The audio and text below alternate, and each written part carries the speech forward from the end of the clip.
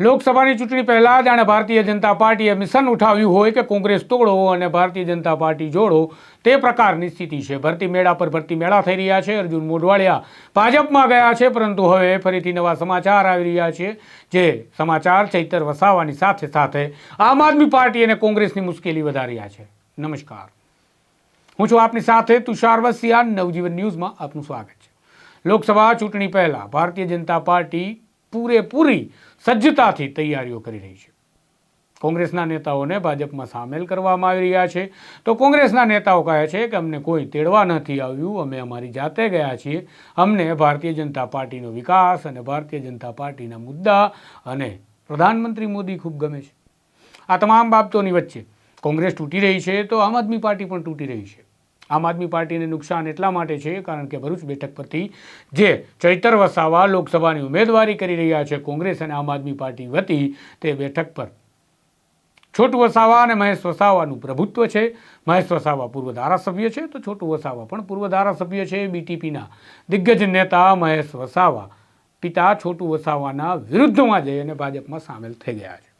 આજે ભાજપનું કમલમ ખાતે એક ભરતી મેળો હતો અને આ ભરતી મેળામાં મહેશ વસાવા ભાજપમાં જોડાયા. તો આમ આદમી પાર્ટીના અને કોંગ્રેસના નેતાઓની સાથે પૂર્વ મુખ્યમંત્રી છબીલદાસ મહેતાના પરિજનો પણ ભાજપમાં સામેલ થયા. લિસ્ટ સાંભળો. પાટીલના હાથે જેમણે ખેસ ધારણ કર્યો છે એવા કોંગ્રેસના પૂર્વ ધારાસભ્ય પાલનપુરના મહેશ પટેલ છે. બીટીપીના રાષ્ટ્રીય ઉપાધ્યક્ષ પરેશ મહેશ વસાવા પણ ભારતીય જનતા પાર્ટીમાં દાખલો લઈ એડમિશન લઈ જોડાઈ ગયા છે. પૂર્વ મુખ્યમંત્રી છબીલદાસ મહેતાના સુપુત્રી સ્મિતા મોદી ભાજપમાં સામેલ થયા છે. આમ આદમી પાર્ટીના અમદાવાદના નેતા, એ જ રીતે વેપારીગણ, એ જ રીતે વકીલ મંડળ, એ જ રીતે ખેલ જગતના કેટલાક ચહેરાઓ અને એ જ રીતે કેટલાક દિગ્ગજ નેતાઓ સ્થાનિક કક્ષાના ભાજપમાં આજે ભરતી મેળાથી પ્રવેશ મેળવી અને સામેલ થયા છે. હવે તેઓ સામેલ થઈ જ ગયા છે. ભારતીય જનતા પાર્ટીના ગુણગાન ગાવા જ લાગ્યા છે. તેઓ એવી જ પત્રકાર પરિષદ કરી, જેમાં ભરત બોગરાની સાથે મહેશ વસાવા અને મહેશ પટેલ પૂર્વ ધારાસભ્ય કોંગ્રેસના પાલનપુરથી તેમણે પત્રકાર પરિષદ યોજી અને શું કહ્યું તે સાંભળો. આજે ગુજરાતની અંદર કમલમ ની ઓફિસે માન્ય ગુજરાતના પ્રદેશ અધ્યક્ષ સી.આર. પાટીલ સાહેબના નેજા હેઠળ આજે ભારતીય જનતા પાર્ટીમાં જોડાયા છે. ખાસ કરીને દેશના યશસ્વી વડાપ્રધાન નરેન્દ્રભાઈ મોદી સાહેબ, હું જ્યારે 2002 ની અંદર ધારાસભ્ય બન્યા ત્યારે એમને પણ પહેલી વાર સીએમ બન્યા, ત્યારે એમની સાથે અમને કામ કરવાનો મોકો મળ્યો.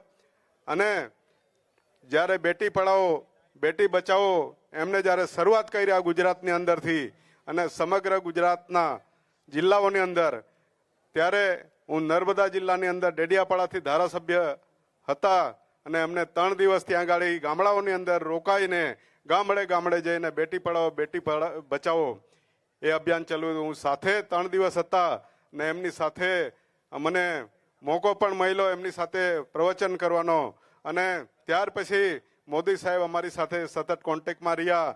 અમે જિલ્લા પંચાયત ભરૂચ પણ સાથે બનાવી, ઘણી વખત ત્યાં બનાવી. અને ખાસ કરીને મોદી સાહેબ અમને જ્યારે બી અહીં એમના સીએમ હાઉસ પણ બોલાવતા, ત્યારે હું મારા છોકરાઓ સાથે પણ અને મારા મિત્રો સાથે પણ હું ત્યાં અંગત રીતે અમે જતા.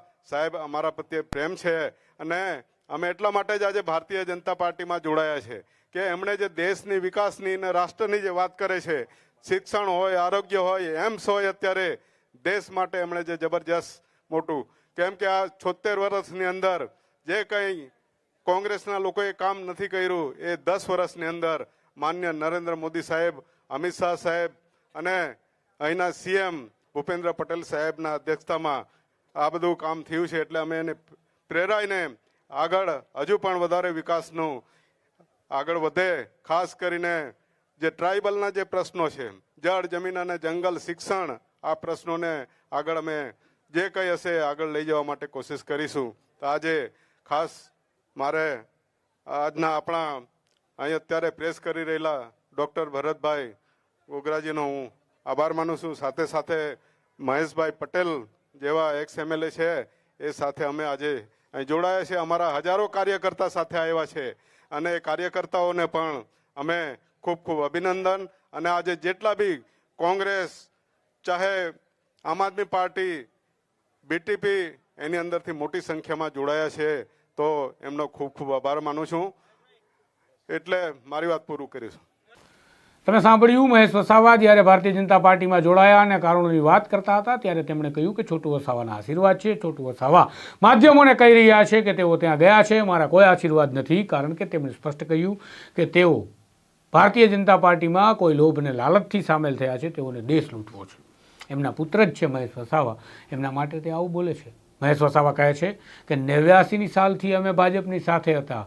પ્રધાનમંત્રી નરેન્દ્ર મોદી તત્કાલીન મુખ્યમંત્રી રાજ્યના હતા ત્યારે પણ અમારી સાથે અંગત ઘરોબો હતો, અમે તેમની ઘરે આવતા જતા હતા. છોટુ વસાવા મહેશ વસાવાથી દૂર છે. તેઓ આશીર્વાદની વાત કરતા કહે છે કે તેમણે જન્મ આપ્યો છે એટલે આશીર્વાદ તો કહેવાય ને. ખેર, આ રાજકારણ છે, કયા આશીર્વાદ હોય, ક્યાંથી આશીર્વાદ મળી જાય છે આપણે જાણી ન શકીએ અને ખબર પણ ન પડે. આ ખબર ત્યારે પડે જ્યારે તે મામલાનો ઘટસ્ફોટ થઈ જાય અને પૂરેપૂરો થઈ જાય. હાલ તો છોટુ વસાવા કહી રહ્યા છે મહેશને મારું સમર્થન નથી, મહેશ વસાવા કહી રહ્યા છે પિતાનું સમર્થન છે.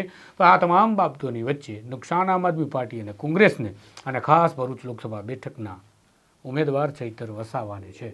જોઈએ હવે શું થાય છે. ત્યાં જંગ છે બે બળિયાની વચ્ચે, મનસુખ વસાવા અને ચૈતર વસાવાની વચ્ચે. દરેક અપડેટ માટે નવજીવન ન્યૂઝ સાથે જોડાયેલા રહો. નમસ્કાર. વૈષ્ણવજન તો તેને કહીએ જે પીડ પરાઈ